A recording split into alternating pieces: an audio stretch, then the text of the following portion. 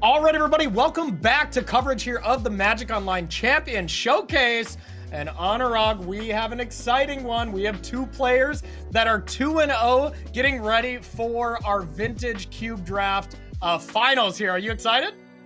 I am. We've seen the steps that it's taken to get here, and between managing complicated boards to battling against ticking timers, this is going to be the highlight of the Vintage Cube portion. I'm stoked to see what's going to happen here. Yeah, I mean, a little behind the scenes aspect from us, like right after that last match finished, right after there was a timeout to, crown Andrei into the finals, both Anuraag and I were just like, oh my God, like, wow, we had to take some time. We had to regroup ourselves. Hopefully you did the same, because now we are going to get into the thick of this tournament. Let's take a look at our players that are going to be playing for a spot in the World Championship. Yep, you heard me right. The winner here goes on to the grand finale of this tournament, but most importantly is going to go to the World Championship here in 2025. The location still unknown so far, but going to be really exciting, and one of these players will be heading there. So looking at our player on the right, we got Matthew up against Andrei, both some of our newer players in the field, in an absolutely stacked field. These are some of the players that are flying a little bit under the radar, and they're doing quite well with their decks. I'm going to start with Matthew's deck here. So let's take a look at his. Matthew has not dropped a game in this tournament so far, has been absolutely dominant. This is the Gruul special, Gruul Smash. Anuraag, walk us through it. Yeah, it's like you say, right? We're being an aggressive red-green strategy predicated off of, just getting on the board very fast, maybe leveraging a little bit of mana ramp in the form of the Hierarchs, the Llanowar Elves. But we've got a very focused strategy that is really just trying to pummel through with as much aggression as possible. Cards like Laelia, the Blade Reforged, cards like the Ursine Monstrosity, Bone Crusher Giant. These are all, cards that are hallmark to the red-green Vintage Cube archetype. And at the top of the curve, you're going to see it. By itself, Minsc and Boot, Timeless Heroes, has absolutely carried game after game during this event. Let's see what it can do in this final Vintage Cube match.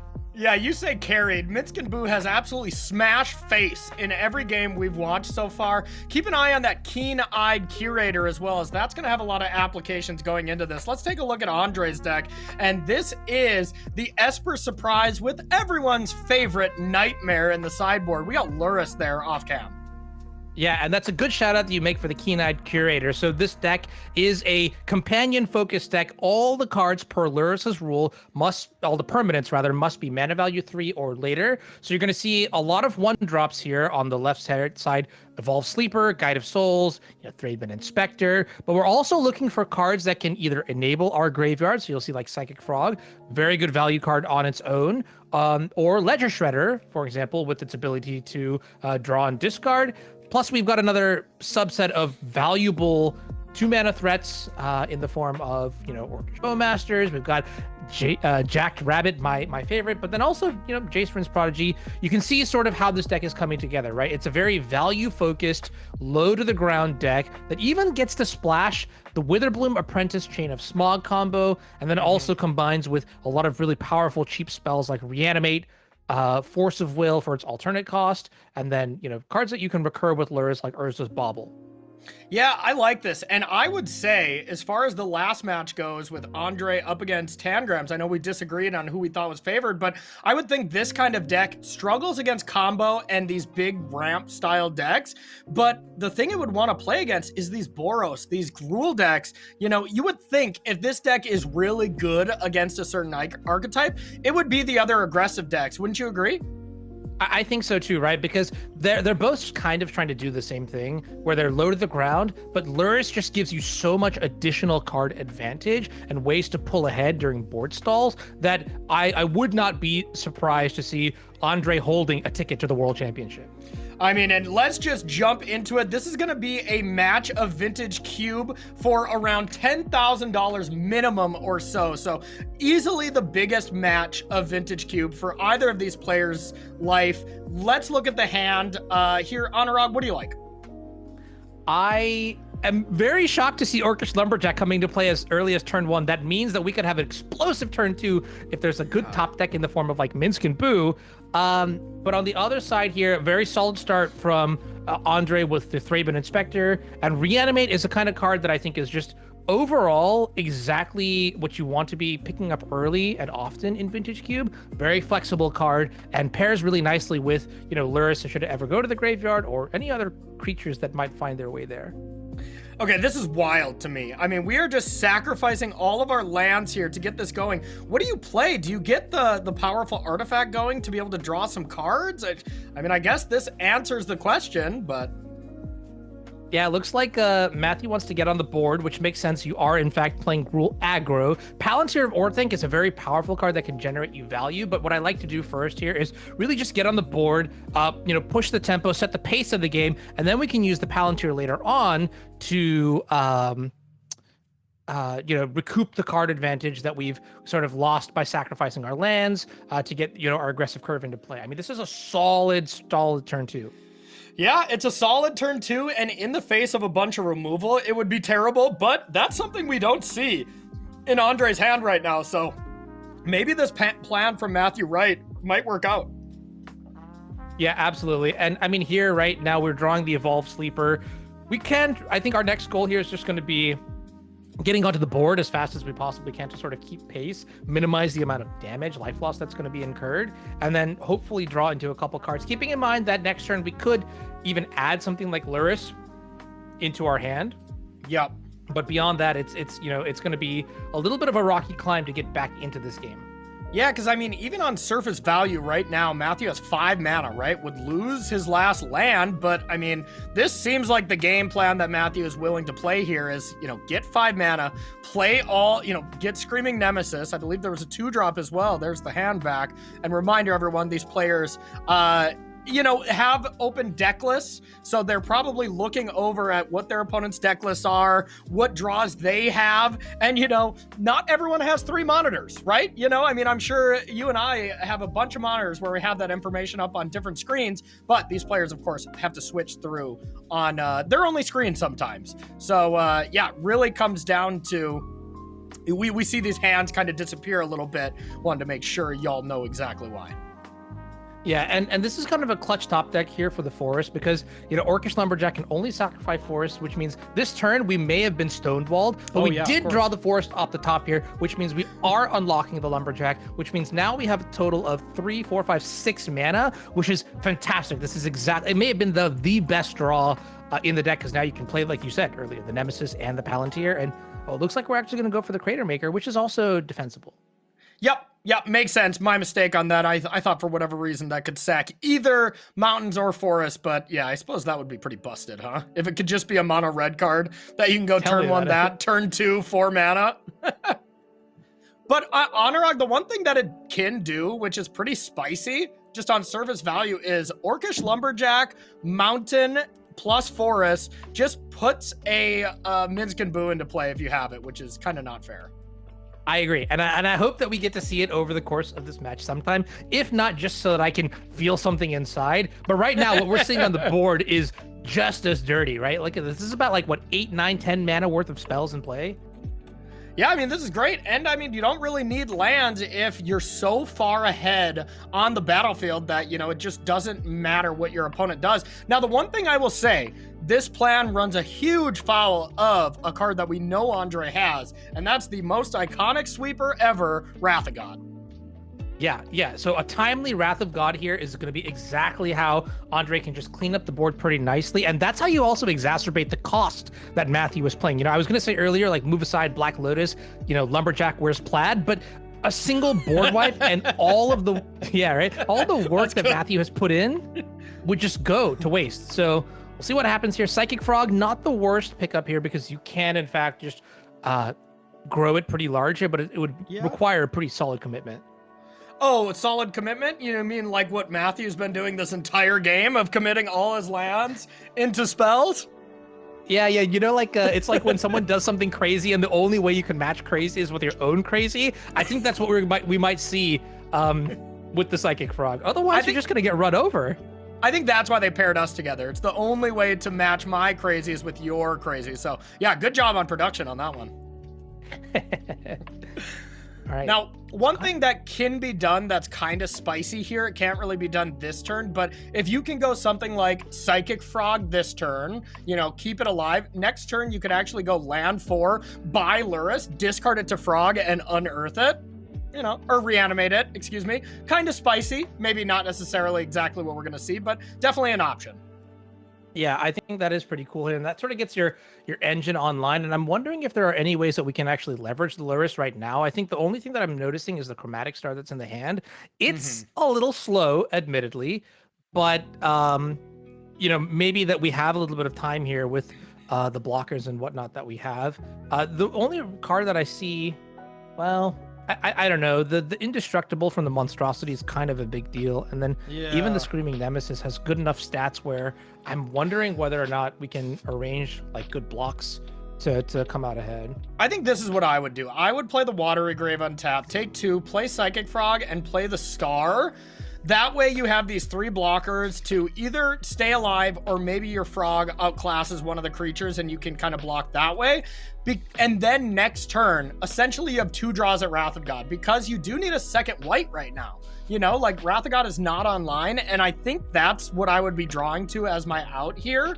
Otherwise, I don't think playing this fair game right now is going to yield Andrei the win. I think these creatures are just getting too far out of control on Matthew's side, and that's without a follow-up. So I would be aiming for the moon here and playing the Frog, playing the Star, and just hoping to draw the Wrath and thinking, yeah, if that doesn't work, I'm probably going to lose.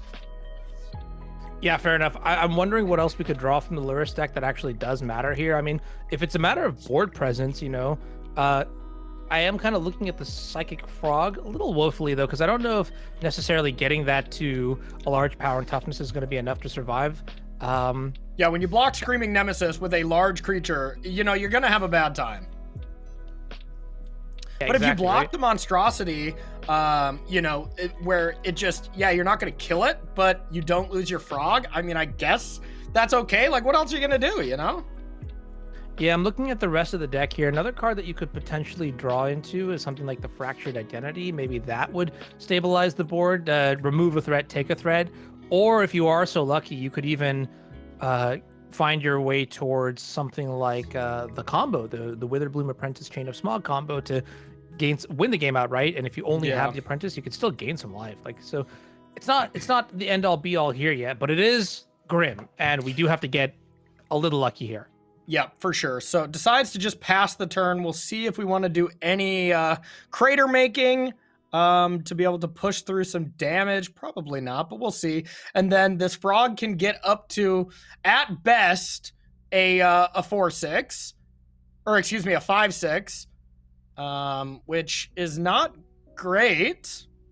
It's not great for sure. Yeah, the issue is, the problem is the Ursine Monstrosity just gets indestructible. So, like, you can mitigate the damage, but you're not really making progress. And that's where, you know, from Andrei's perspective, you're just like, okay, well, then I need something else. If I'm not advancing the board state here, then I just need something else. God, that three mana green creature is just obnoxious. Such a pain. It really is. And that goes to show too, right? You know, Matthew kind of understood, hey, this card is a problem, so let me just put it into play on turn 2 off of my Orcish Lumberjack. Why not? Yeah, no, I totally get it. Okay, that's 2 uncastables though. So I mean, now we're just gonna mill a card, another land, so it doesn't boost it up. It's gonna get +2. So I mean, as it stands, you get in with the 5/5, you get in with the Screaming Nemesis.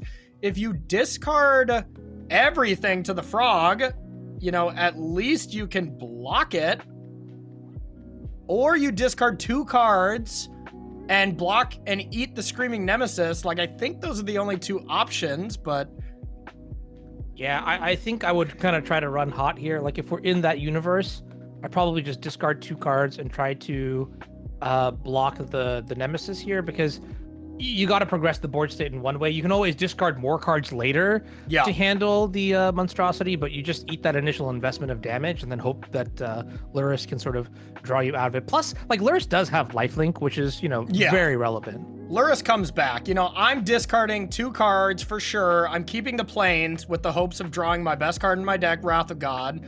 And I'm definitely discarding the Sleeper. And then it's close between Reanimate and Watery Grave, but probably discarding Reanimate because your life total is going to be so low already. Just keep the blue mana, keep the planes, knock the top of the deck, and hope for the best. Yeah, I mean, you do have a couple of redraws too, right? There's still the Clue token in place, so yeah, and you're not completely out of the water. To be fair, sorry to interrupt you there, but if we do block this Screaming Nemesis, Lurrus does not have lifelink anymore. Oh, yeah, that's a very good consideration as well. That card is also annoying, but in a very different way. And there's no real way to reset the Screaming Nemesis, quote unquote, like ability or static or whatever it applies, right? Nah, it's a good old emblem. It is just as impossible to deal with as emblems. Well, because it is one, I guess. But yeah, there's no way to reset it. You just eventually can get burned out. Hold up. Now, the thing is, if we do find Wrath of God, the best case scenario, you know, Andrei's going to have a lot of time. Because, you know, there's just one land. You know, he needs to draw running lands to cast anything. So I still think Wrath of God will yield Andrei game 1 here if he believes in the heart of the cards. Yep, I hear you. And I mean, the downside too is that any forest here is probably going to win Matthew the game on the spot here too. So it's a ticking time bomb a little bit. I mean, if we're going to look at the game that way, then shouldn't Matthew be just massively favored? Because, you know, drawing your exact one of Wrath of God can't be that likely in the top 29 cards. Whereas you've got so many forests, and I don't know, it's advantage bar is definitely skewing towards Matthew for this one game, and it looks like he's going to follow through with this Psychic Frog line, discarding the Evolved Sleeper. I think you're right, Anuraag, but I mean, like, even Wrath is the best draw, and this Screaming Nemesis might finish off the Frog, it might go face, but even a Swords off the top, a Swords of Plowshare on this monstrosity, the battlefield is stable, basically, you know, like... So I think Andrei has more than one live top deck, and even Fatal Push, because you can Fatal Push while sacking a clue. So some of that efficient removal spells that Andrei has can get him back in. So I think those are the 3 best draws. How about a Plains though? Okay, no, not what I'm looking for here. But you can sack the clue and draw into one of those 1-drops still. True. This might just be another turn where you're chump blocking with the Thraben Inspector, adding Lurrus to your hand and saying, hey, this is what I got. Or maybe you actually cast this Reanimate on something that can interact well. Unfortunately, Goblin Crater Maker only deals 2 damage, so it can't really get rid of the monstrosity. Mm-hmm. And you can get the frog back down to 6. And then you can have 2 cards in hand, and once again, that's just a chump blocker. So I like sacking the clue. It hurts, but sack the clue, figure out what's next. Well, okay, hold on. How about this counter proposal? This turn, we put Lurrus into our hand. We can block with the Thraben Inspector. Next turn, that sets us up for, we'll have 5 mana in play, and we can go play the Lurrus, buy back maybe the Inspector, and reanimate this turn some sort of creature that we can use later down. Yeah, very reasonable. I think, of course, we would have went for that if we knew the top card was a land. Then maybe you just snap off something else. But as it stands, Reanimate can get back, you know, something. You can get back the frog. You can discard 2 cards. And depending on what this monstrosity flips over, we'll see how large it gets, but it's already a 6/6 attacking right now. Yeah, that too with trample. Yep. Oh, God. Okay, so now you get to cast a spell as well, which I think it's time for the artifact. Like, Lelia, if you attack, it's just going to go into the frog and get sacrificed. So I think you just drop the insane artifact and just say, this is going to kill you eventually, because Andrei's deck is not fast. He can't gain life anymore, you know, like... Exactly. So for that reason alone, we're going to just be able to draw so many cards here off of the Palantir of Orthanc that I think it's just a solid play to make this turn. So now let's see if we're attacking for 6 or 7. Looks like just an attack for 6. Gosh, the fact that this card also has trample is just so nice. Why not? Why not? You know, 3 mana, 3/3 that attacks as an indestructible. We need some more keywords on that. Yes. I mean, it goes to show, though, I really do appreciate that sort of Matthew foresaw this kind of potential line board state. Yeah. It's a big commitment to deploy your Orcish Lumberjack and then sack a land here, because should anything go wrong, like there's like a Swords to Plowshares or something like that, you know, your entire offensive strategy just crashes. So giant risks here, but also at the same day, you love to see these kind of risks being rewarded. Yeah, I'm a coward, and I would have played turn 1 Jetmir's Garden for sure. Not close. But I'm an absolute coward, and I think I would have gave Andrei more time in this game, where, you know, now I think this looks much better for Matthew. It's funny, the Palantir of Orthanc, Corey, is a card that I saw for the very first time when doing coverage of your Team Trios win a little while ago. And that's where I saw this card Reddit, and I was just like, this is a ridiculous card in the right circumstances. And when you look at how this red-green deck is built, this is a deck that really leverages the power of the Orthanc very well. What Team Trios was this? Which I honestly don't remember winning a Trios event. Is that sad? It's the one where your teammate didn't show up for the first round because they were still in the air, and then you guys just won the whole event anyways. That is fair. We did take second. I got to correct you on that one. But yes, that was absolutely hilarious there. I of course was playing Breach up against Classic Scam at the time. So, all right, here's a miscalculation with no blue mana and no chance to play anything. And I think this is just it, huh? I mean, we could cycle here, maybe. Oh, we're just... Okay. Yeah. Okay, draw into Wrath. I do like this better. You get to at least draw one more card. Knocking on the door. You know, what's funny is I thought earlier that Wrath of God would be lights out here, but the only thing that it does is it lets Andrei breathe for a little while. Yeah. With the Palantir of Orthanc, Matthew's just going to draw back into a board state, which to me is kind of crazy to think about. Like, you know, we have this really explosive plan A and our plan B is kicking in and really just like filling in the holes and covering for where our plan A was weak. Really, really interesting stuff that you only find in Vintage Cube. Yep, totally agree. Vintage Cube always or never disappoints when it comes to the Magic Online Champion Showcase. You know, I mean, a lot of these players qualify either via...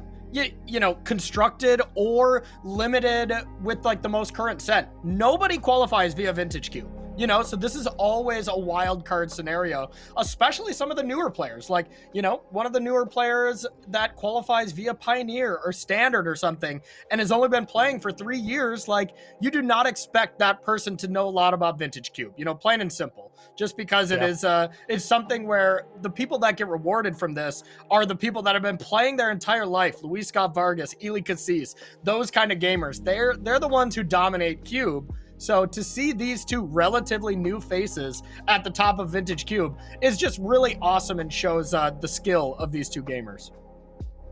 I do think it's admirable because it does require you to kind of like take a look down the history of Magic and study, you know, what saw success, what were the best cards and what events and what are the synergies that you'll see here and there. And then you're combining it with a lot of new stuff that you're seeing. But let's get on to sideboarding here. One thing that I'm noticing immediately, Andrei Klepatch taking out that Chain of Smog, taking out the Witherbloom Apprentice. Snap took it out too. It was not close. You know, just immediately took it out. I think that was really impressive. And then we see Andrei flip over to the Gruul deck to see maybe what is Matthew going to side in and out. It looks like he didn't change anything, right?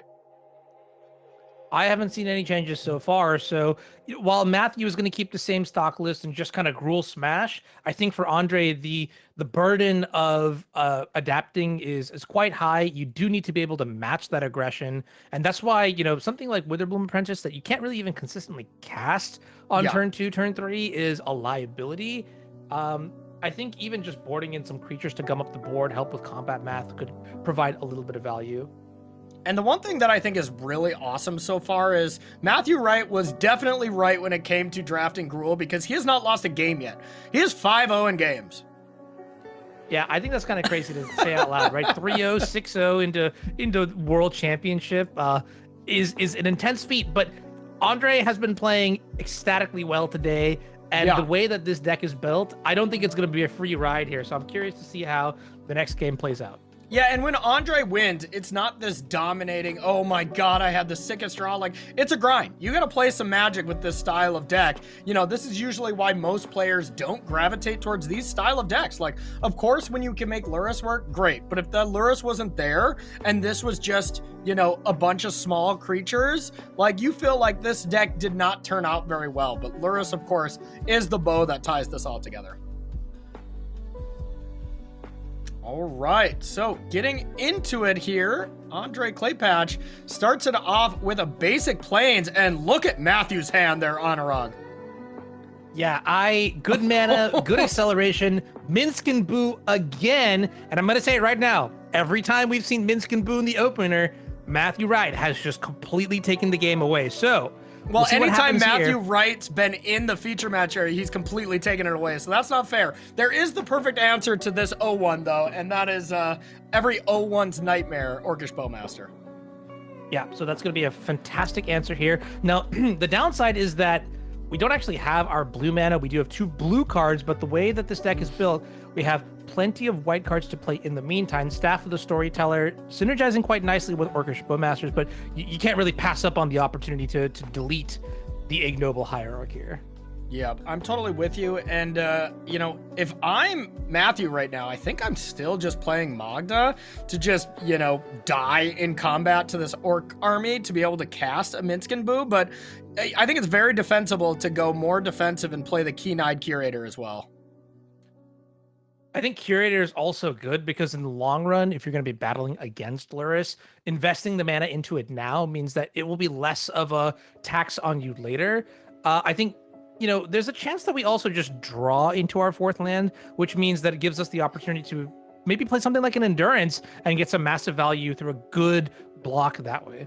Yeah, absolutely. And just make sure you have a good battlefield surrounding the Incredible Planeswalker to make sure there's no cheese way of, you know, removal spell into, you know, killing Minsk or anything like that. So I like this play a little bit slower, and we'll see what we can piece together here. Or if we want to just play Lelia, you know, like that's an option. Swords to Plowshares is a pretty good pickup. I think if we had drawn that in the last game, Andrei would have been significantly favored and had, you know, time to breathe, time to play something like Lurrus. Actually, I'm not seeing that 3rd mana source, which is a little bit stressful, but we do have access to Staff of the Storyteller to draw an extra card next turn. In the meantime, the question now is how do we want to deploy our threats this turn? And it looks like, oh yeah, we're debating between Lelia, Endurance, or even possibly the combination of Llanowar Elves plus Magda. Yeah, like, I think all of those are defensible. If you Lelia and attack with both, I think those 3 creatures get in the way of Lelia. If you attack with Keen-Eyed Curator, say go, the Endurance probably gets eaten by a removal spell and you don't get to quote-unquote get anything. But if you play Magda and Llanowar Elves, you're guaranteeing Minsk and Boo. So, like, there is merit for all 3 of those lines, and that is a tough choice to make here. Matthew Wright just saying, you know what, if you want to trade your whole board for Lelia, so be it. But I think I would if I was Andrei. Yeah, I think I'm kind of down for it too, because, you know, Andrei's like bottlenecked on mana, and that's the real key driver here, which is like, I can't really guarantee that I'm casting any of my other spells, so I'll take this 0 mana play while I can. And Orcish Bowmasters is pretty good against something like Minsk and Boo, but it's just like, you look at the board and where we're at right now, we can't even pretend to worry about turns down the line. And yeah, there it is. We don't have a 3rd land drop, so looking dicey here for Andrei. Yeah, not like this. At this point, you got to think, does Andrei think, hey, I'm too far behind, I need to activate Staff, and a land has to be there? You know, like that's some of the thought process and the mentality you have to get in when you're behind, you know, in a match like this. Sometimes you're like, do I have the luxury of playing defensive, or do I have to be aggressive and just say, hey, the land has to be there, I'm going to lose anyways, you know? And I think that's the trade-off. It's like, okay, do you just play a 2-mana 2/2 here and think that's good enough against Matthew Wright, who hasn't lost a game, who could play Minsc and Boo next turn? Or do you go for the moon here? I think if I'm Andrei, I go for the moon, and I hope the land's there, as I just think he's too far behind. Yeah, I don't think there's much of a choice here either, right? Because unfortunately, you're also bottlenecked on the color of your land. Like Staff of the Storyteller requires white to activate. Oh, yeah, okay, Love yeah, it. and so you can't do both. And okay, we did pick up a swamp. It was the worst possible land. You know, an island you could play Jace. Plains, you had some things to do, you know, so it's the worst possible scenario. And I think a lot of people in the comments here, a lot of people watching are going to be like, yeah, I think you should have just played it, you know, but I totally agree with this play. I think you're behind enough. And now I think, you know, Andrei is basically in an unwinnable position if Matthew draws land 4, but I honestly think he's already in an unwinnable situation if he drew land 4. Yeah, so actually, I'm gonna bounce off of that. I think if we get Minsc and Boo into play, there's a weird interaction where we can actually leverage the Swords to Plowshares to deny Minsc and Boo's down tick ability. So the way it works is that if you -2 on Minsc and Boo, you actually have to sacrifice a creature. If we kill the hamster in response, then, you know, Matthew would have to get rid of some other creature. And that's one way that we can really get back into the game here. Yeah, or, you know, the other aspect, if Andrei can draw a land here, God, that's a bit of a tilter as well. Azorius Guildgate, basically, right here. That is a tilt, but if Matthew goes Magda next turn and you have Fractured Identity for the Magda next turn, maybe you can claw back. But of course, that being a tap land here was quite frustrating. Yeah, I'm hoping to see another land with the window of maybe casting Fractured Identity to steal the Minsc and Boo. That would be kind of tight. Yeah, exactly. Like that's decent and could, you know, claw back a little bit, but even that I think is still rough because we're gonna see a 4/4 come into play from Matthew this turn. And, you know, there's already a pretty sizable battlefield. And this Jackrabbit, like, it's been lifting some dumbbells, but is not jacked by any means. Like, it's just doing a little bit of light cardio and stuff. Like, nothing ripped about this rabbit. You know, what's a really exciting combination of cards? Staff of the Storyteller and Minsc and Boo. Have I played this in Legacy? You bet Absolutely. I have. So that's why I'm kind of really pushing for this Fractured Identity line here, because every turn you get the token, you get to proc the Staff of the Storyteller. This Christmas land probably is not going to happen because there's just so much stuff going on. Yeah, I just picture you, you know, like in round 1 of a Legacy challenge, like, you know, getting Minsc and Boo into play, start attacking, you know, draw a card off Staff of the Storyteller. Meanwhile, your opponent combos you off next turn and you die miserably. Yeah, that's literally how it goes. Right? Like 2 Delver Secrets in play, just like attacking me down for lethal, and I'm just like, you know what? I'm gonna just put a hamster into play, and I'm at Zen. Nobody takes game actions like you, though, buddy. Speaking of game actions, we're not taking Psychic Frog. Being the pickup is not what we're looking for here. Now what do you do? Like, how do you pressure Minsc and Boo here? Is there any way to get back from it? You know, I mean, this is one of the most snowbally creatures, and I don't see any way to get it off the battlefield right now. You really needed land 5 for Fractured Identity, and then this would have been an interesting game, I must say. But, okay, and as I say that, it wouldn't have been because we have this Headliner Scarlet in hand where that's just going to clear out all the blockers. So I don't think, whatever way you slice it, Andrei stumbling at all wasn't going to beat Matthew Wright's incredible deck and incredible draw. Yeah, I think Matthew Wright's deck looks fantastic here. Again, Minsc and Boo can actually put 3 counters on the Headliner Scarlet, so even if Swords to Plowshares should connect with the hamster, you still have just a lot of power and toughness, and you could even sack anything, honestly. It doesn't have to be the hamster. You'll still deal the damage off of Minsc and Boo here. So it truly is just not close. I'm just going to put it that way.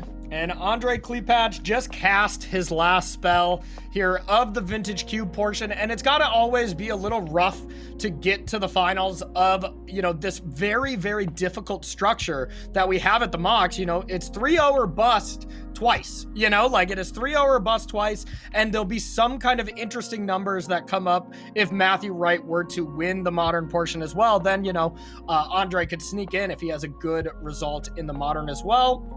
The modern portion as well. But as it stands here, we're going to go up to 10. You know, there's going to be so much more damage here than 10 to advance Matthew Wright to the perfect 3-0, 6-0 to send him to the World Championship here in 2025. Just incredible stuff. Yeah, we'll go through the final motions here, but no matter how you paint it. Yep. I'm double checking here. Okay, so Minsc and Boo is going to the graveyard now. We're going to activate the Keen-Eyed Curator to exile the last card, and 1, 2, 3, pretty elementary. Yeah, and still just all creatures are not able to be blocked, so. Great stuff here. And honestly, I did miss the Guide of Souls being able to kill Minsc and Boo, so it got a little closer here, but still, well and truly lethal still.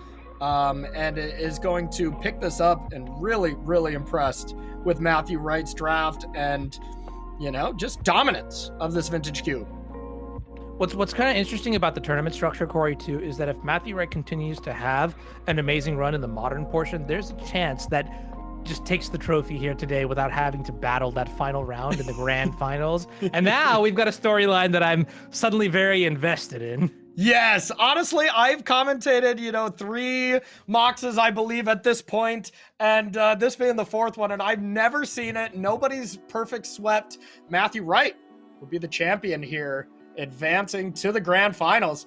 Really impressive stuff, Anuraag. Are you surprised by this result at all? I've seen Matthew play in a variety of tournaments, and every time I see his name floating to the top of the leaderboard, to answer your question bluntly, no. In fact, I would even say I expected it. Matthew Wright has put on a fantastic performance here and has secured a slot in the grand finals, and more importantly, a chance to play at the World Championships. Congratulations. Yeah, huge congrats. Is going to be playing in the Pro Tour here in 2025 as well. And keep an eye on this kid. You know, I mean, keep an eye on all 8 of these players. Some of them established pros, some of them on the up and up. Matthew Wright definitely on the up and up, but has impressed me every single time. I expect some big things from him for sure. And if you want to start getting ready to start your path into qualifying for the MOCS, maybe have me and Anuraag do some commentating over your match, I think the first way to do it is by winning some play points, wouldn't you think? I am so down to win play points. I mean, this is a great way to play more Vintage Cube. 500 play points, that's 5 drafts for me. Yeah, that's all you can convert it in? There's no getting any points to start carrying that over into more than 5? Look, I like to draft Storm a lot. Now, whether or not it's successful a lot of the time, I can't comment. Well, I gotta say, do what, you know, David Inglis did with his Storm deck. That one looked really good. Just draft those exact same cards and play like him, and I think you should be fine. Easy, right? Notes are being taken as we speak. So make sure to leave a comment below, and the one with the most likes, or the one that we like the most, we are going to be giving 500 play points to a little bit later on. But that's about our halfway point of this show. Now we have the other half. So any modern fans, you know, do not move. Make sure to click on the next video here, as right after this, we are going to start round 4 of the Magic Online Champion Showcase and see what kind of modern decks these players brought.